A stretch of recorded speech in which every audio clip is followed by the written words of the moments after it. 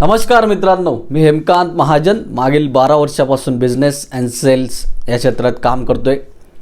मित्रांनो, जर तुम्हाला यशस्वी उद्योजक व्हायचं असेल किंवा यशस्वी सेल्स पर्सन व्हायचं असेल, सेल्स प्रोफेशनल व्हायचं असेल, तर या दोन क्वालिटीज तुमच्यात असणं अत्यंत आवश्यक आहे। जे आपण मोठे मोठे ब्रँड्स बघतोय, कोणताही तुम्ही मोठे ब्रँड्स घ्या, any brand, Ola, Uber, Flipkart, Amazon, chain pharmacies असतील, कोणताही तुम्ही बिझनेस घ्या, जे सक्सेसफुल बिझनेसमॅन आहे, त्या सक्सेसफुल बिझनेसमॅन किंवा सेल्स प्रोफेशनल यांनी या दोन क्वालिटीज आपल्या लाईफमध्ये सातत्याने, एक दिवस नाही, 2 दिवस नाही, वर्षानुवर्ष प्रॅक्टिस केलेले आहेत, म्हणून त्यांना आज सक्सेस मिळालं आहे। जर तुम्हाला सक्सेसफुल व्हायचं असेल सेल्समध्ये किंवा बिझनेसमध्ये, तर या दोन क्वालिटीज असणं अत्यंत आवश्यक आहे। पण डिटेलमध्ये विथ एक्झाम्पल बघणार आहोत या दोन क्वालिटीज कोणत्या कोणत्या आहेत। सो मित्रांनो, यातली पहिली क्वालिटी आहे सिन्सिअरिटी, हॉनेस्टी, प्रामाणिकपणा। तुम्ही काही करा, कोणताही व्यवसाय घ्या, कोणताही बिझनेस तुम्ही करताय किंवा तुम्ही सेल्समध्ये काम करताय, सेल्सच्या लोकांना तर हा जो गुणधर्म आहे अत्यंत आवश्यक आहे। कारण की जे आता आपल्या फार्मा फील्डमध्ये असू द्या किंवा तुम्ही कोणती इंडस्ट्री घ्या, त्या सेल्स प्रोफेशनल लोकांना उभं का करत नाही? कारण की एकच गुण, सिन्सिअरिटी। काही कमिटमेंट करताय, फॉलो नाही करत। त्याचं एक्झाम्पल आपण बघणार आहोत, बॅड एक्झाम्पल, लाईव्ह एक्झाम्पल आहे। तर मित्रांनो, प्रामाणिकपणा असेल तर काय होतं किंवा नसेल तर काय होणार आहे, दोन एक्झाम्पलने आपण बघणार आहोत। पण त्याआधी जर तुम्ही उद्योजक आहात तर उद्योजकता या विषयाचे प्रामाणिकपणा हे पहिले चॅप्टर आहे। फर्स्ट, कोणताही तुम्ही व्यवसाय का, प्रामाणिक राहा पहिल्या दिवसापासून। जे आपण वर्ड ऑफ माउथ पब्लिसिटी म्हणतोय किंवा जे म्हणताय की माउथ पब्लिसिटी जास्त आहे एखाद्या ब्रँडची किंवा कोणत्याही व्यवसायाची किंवा त्या माणसाची, तर ती फक्त आणि फक्त सिन्सिअरिटी या क्वालिटीने येते। तुम्ही रिकमेंड करणार का ज्या माणसाने, तुम्ही काही घ्यायला गेलात, त्याने तुम्हाला फसवलं, तुम्ही माउथ पब्लिसिटी करणार की यार जा त्याच्याकडं, त्याने मला फसवलं, तुला पण फसवणार? जे माउथ पब्लिसिटी असते, वर्ड ऑफ माउथ पब्लिसिटी, ती सिन्सिअरिटी, ऑनेस्टी या गुणधर्मामुळे येते। तर मित्रांनो, जर तुम्हाला यशस्वी उद्योजक जर व्हायचं असेल तर तुम्ही काहीही काम करा, कोणताही व्यवसाय करा, लोकांना फसवू नका। त्या सेल्स ट्रेनिंग मी काही घेतलं आहे, त्यांनी सांगितलं आहे की जर तुम्हाला प्रॉडक्ट सेल करायचं असेल तर तुम्ही कस्टमरला असे क्वेश्चन विचारा 4-5 की ते यस यस यस आन्सर येईल, नंतर तुम्ही तुमचा क्वेश्चन विचार प्रोडक्टचा की तो पण यस म्हणेल आणि तुम्हाला तुमचा धंदा होऊन जाईल। हे सगळं सरळ सरळ फसवणूक आहे, न्यूरो लिंग्विस्टिक सेलिंग म्हणतात त्याला। हे करून तुम्ही एकदा बिझनेस तर घेऊ शकतात। रिलेशनशिप जी म्हणतात तुम्ही डेव्हलप करता, ऑनेस्टी हा एक पाया रिलेशनशिपचा।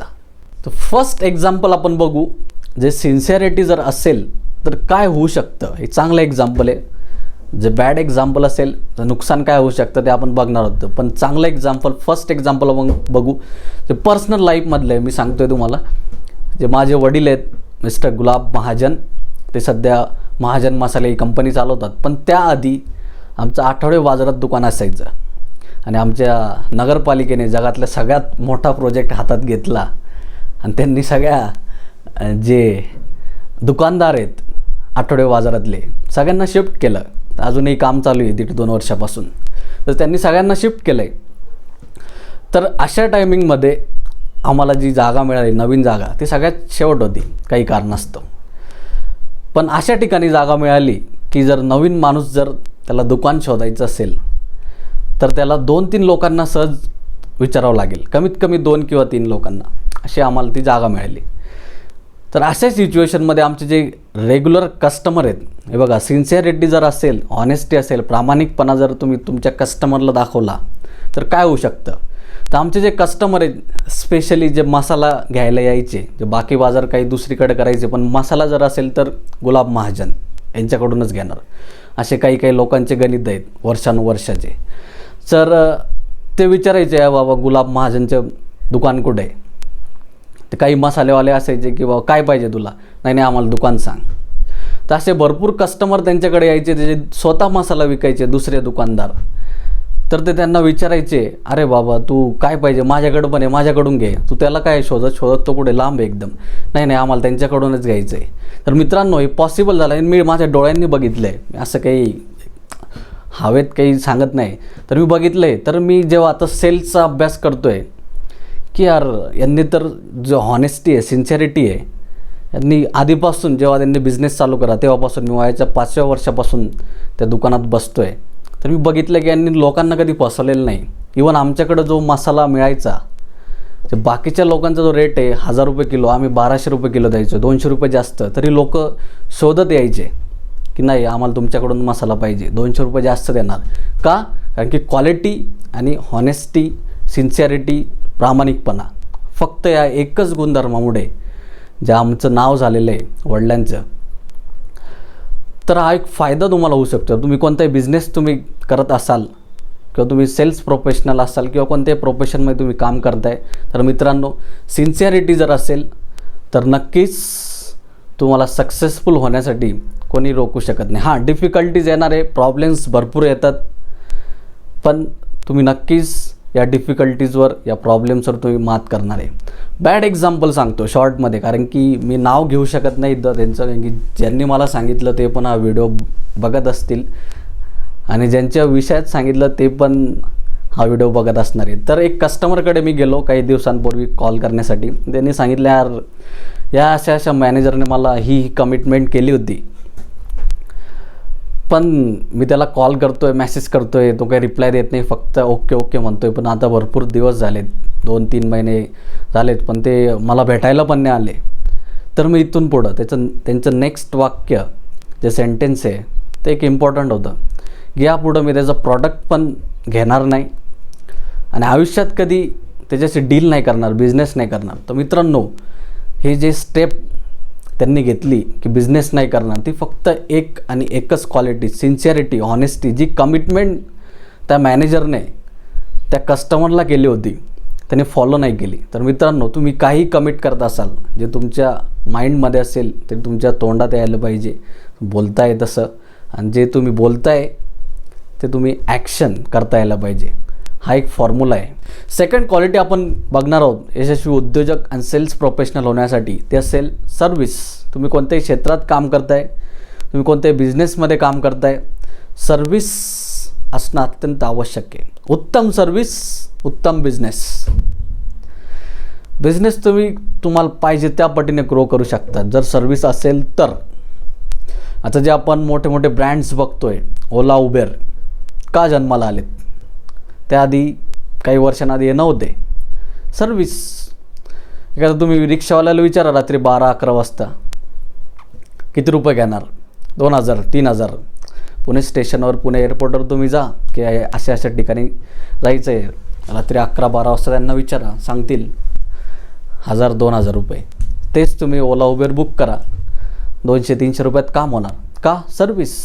त्यांनी मार्केट गॅप बघितला, जे ओला उबेरवाले त्यांनी मार्केट गॅप बघितला की हे सर्व्हिस देत नाही, चला आपण नवीन इंडस्ट्री तयार करू, म्हणून हे जन्माला आले. सेम फ्लिपकार्ट, ॲमेझॉन किंवा जे चेन स्टोर आहेत सगळे, फार्मसीज असतील, का आले? कारण की त्यांना जे रेग्युलर जे आपले स्टोर्स आहेत, दुकानं आहेत, त्यांच्याकडून व्यवस्थित सर्व्हिस मिळत नाही.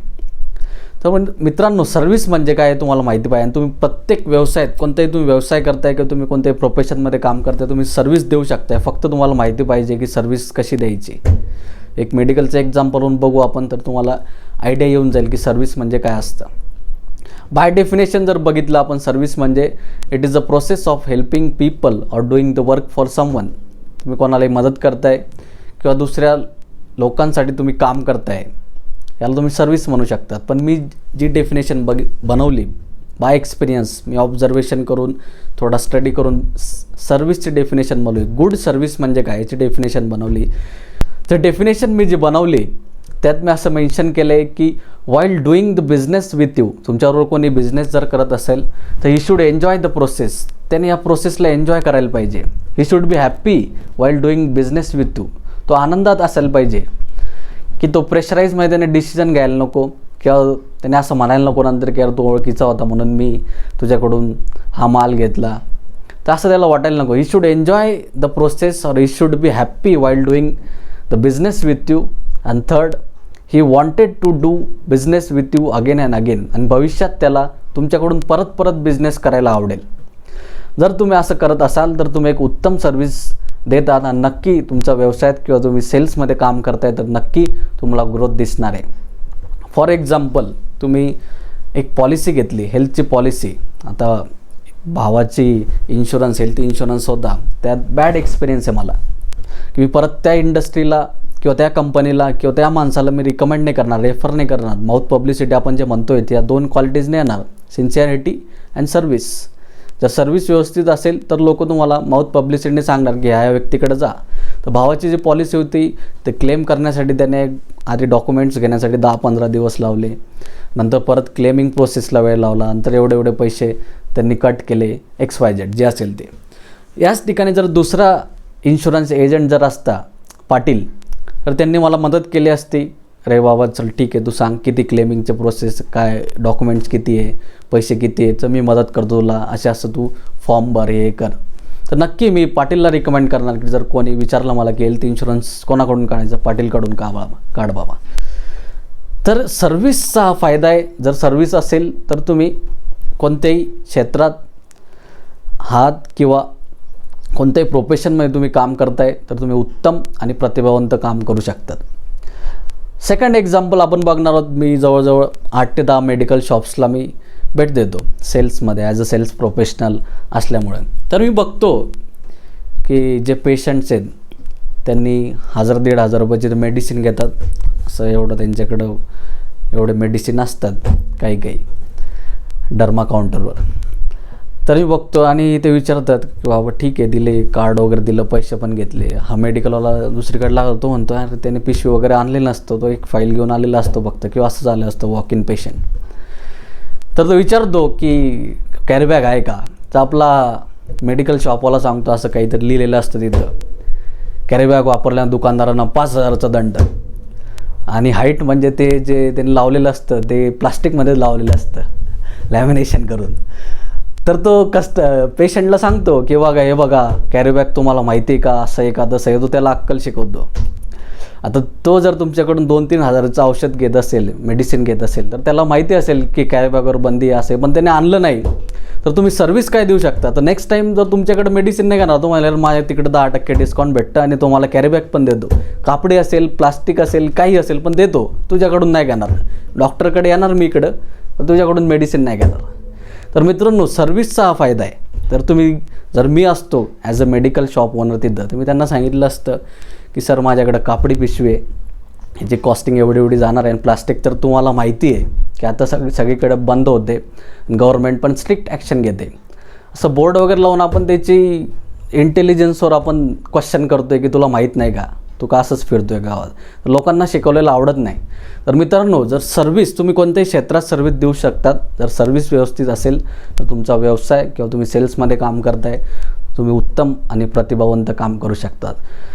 तर तुम्हाला यशस्वी उद्योजक आणि सेल्स प्रोफेशनल व्हायचं असेल तर उत्तम सर्व्हिस द्या आणि सिन्सिअर असा जे बोलताय ते करून दाखवा, तरच तुम्ही सक्सेसफुल होऊ शकतात. नक्कीच तुम्हाला हा व्हिडिओ आवडला असेल तर शेअर करा. धन्यवाद.